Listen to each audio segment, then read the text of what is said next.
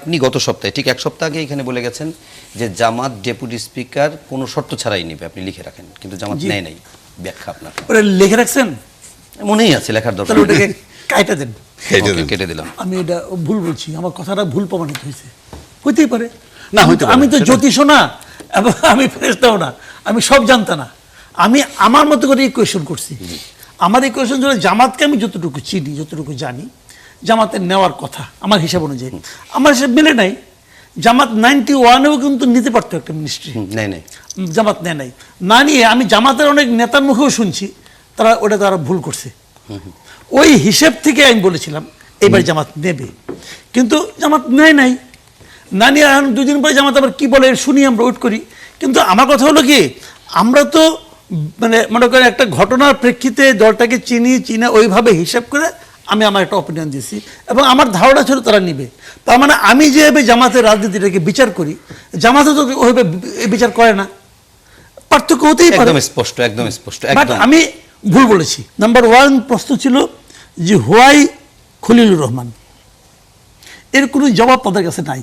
জি। এবং এইটা জবাব না দেওয়ার মাধ্যমে তারা কিন্তু একটা সন্দেহ মানুষের মধ্যে ঢুকাই দিছে যে এই নির্বাচনটা ছিল একটা আন্ডারস্ট্যান্ডিং এর নির্বাচন।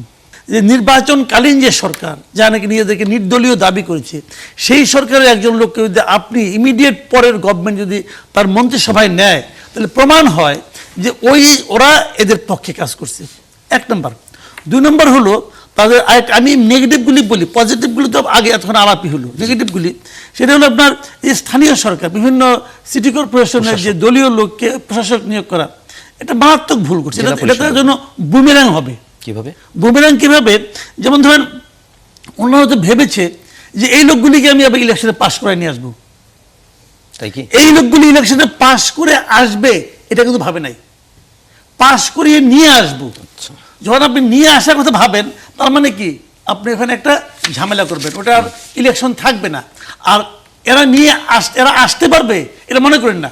কারণ আমি বলি আপনাকে, যেমন ধরেন একজন লোক যাকে আপনি আজকে প্রশাসক হিসেবে নিয়োগ করলেন, তার তো কিছু ভোট ব্যাংক আছে, কিন্তু সে যখন 6 মাস এখানে থেকে যাবে, 6 মাস পরে যখন ইলেকশন করবেন, এই 6 মাসে তার ভোট জাস্ট অর্ধেক হয়ে যাবে। ওকে।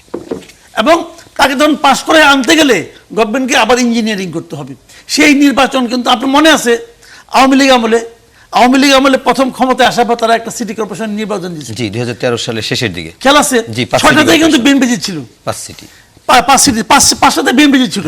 এবং জেতার পর আওয়ামী লীগ বিচারে নির্বাচন তো হচ্ছে না, এই তো তাদের মধ্যে নানা রকম ক্যারিকেচার শুরু হয়ে গেল। নির্বাচন ছাড়া, ভোট ছাড়া কেমন করে ক্ষমতায় থাকা যায়। এই বিএনপি কিন্তু ওই পথে হাঁটতেছে, একদম ওই পথে হাঁটতেছে। এবং তারা যে দলীয়করণটাকে সর্বব্যাপী করতে চাচ্ছে, সরি টু সে, আমি এটা বলতে চাই নাই, কিন্তু নতুন সরকার তবু বলি, তারা যে দলীয়করণটাকে সর্বব্যাপী করতে চাচ্ছে, তার সর্বশেষ উদাহরণ হলো এই বিশ্ববিদ্যালয়গুলিতে দলীয় ভিসি নিয়োগ করা। মানে কি, আমার দলের এই লোকটাকে নিয়োগ করতে হবে, কি তার লাভ, তাদের ডিফারেন্সটা কি? তাহলে শেখ হাসিনার সরকার, অন্তর্বর্তীকালে ডক্টর ইউনূসের সরকার আর তারেক রহমানের সরকারের মধ্যে পার্থক্যটা কোথায়? এটা দেখার জন্য তো আমরা তাকে ভোট দেই নাই ভাই। শেখ হাসিনা তো এই ফ্যামিলি কার্ড নামে অন্য নামে টিসিবি কার্ড 4 লাখ দিয়েছিল। জি, 4 লাখ দিয়েছিল না, 4 কোটি। 4 লাখ। আচ্ছা, টিসিবির পরে 1 কোটি করেছিল শেষ পর্যন্ত। পরে এটা বাড়াইছিল, বাড়াইলো। তাহলে আর ওনারা দিয়েছেন কত বলতো? 37,000 শুরু পাইলটিং। 37,000 তো 37,000 সঙ্গে তো ওটা তো বিরাট ডিফারেন্স, বিরাট ডিফারেন্স। তো এখন কি আমি এদের সঙ্গে এখনই কম্পেয়ার করা শুরু করবো? তা কিন্তু আমি করবো না। আমি দেখবো যে ওনারা যেটা করতে চেয়েছেন সেটা এসে 1 মাসের মধ্যে শুরু করে দিয়েছেন। এই যে শুরু করাটা, দিস ইজ ইম্পর্টেন্ট। আবার ধরেন ওনারা শুরু করলেন, শুরু করার পর আমরা কি দেখছি? এই যে শুরু করলেন, কারা পাচ্ছেন এবং পাওয়ার ক্রাইটেরিয়া কি? দলীয় লোকজনকে এখানে প্রভাব বিস্তার করছে, এমপি সাহেবকে প্রভাব বিস্তার করছে, খবর নেন না।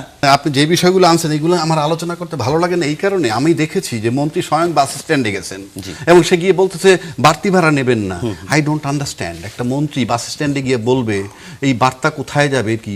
এটা তো কমান্ডে চলবে, রাষ্ট্র চলবে কমান্ডে।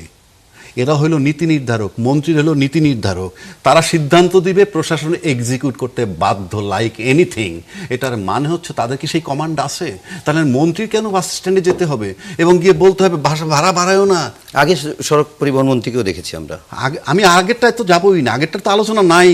এখন আগেরটা তো ছিল গয়রহ, বাট আগেরটা বলবো। আগের সরকার একটা ভালো গুণ আছে, সেটা পরে বলছি। জি, কিন্তু এই যে আপনি গিয়ে বলতেছেন ভাড়া বাড়ায়ন, এটা কি? একটা মন্ত্রী রাষ্ট্রে চলে না।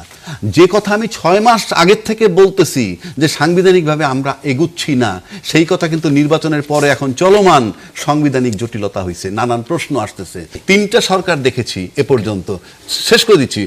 নাম্বার 1 ইউনূস সরকার, উনি ছিলেন অনির্বাচিত অসাংবিধানিক কিন্তু জনসমর্থিত সরকার। আসেন এই সরকার নির্বাচিত কিন্তু অসাংবিধানিক।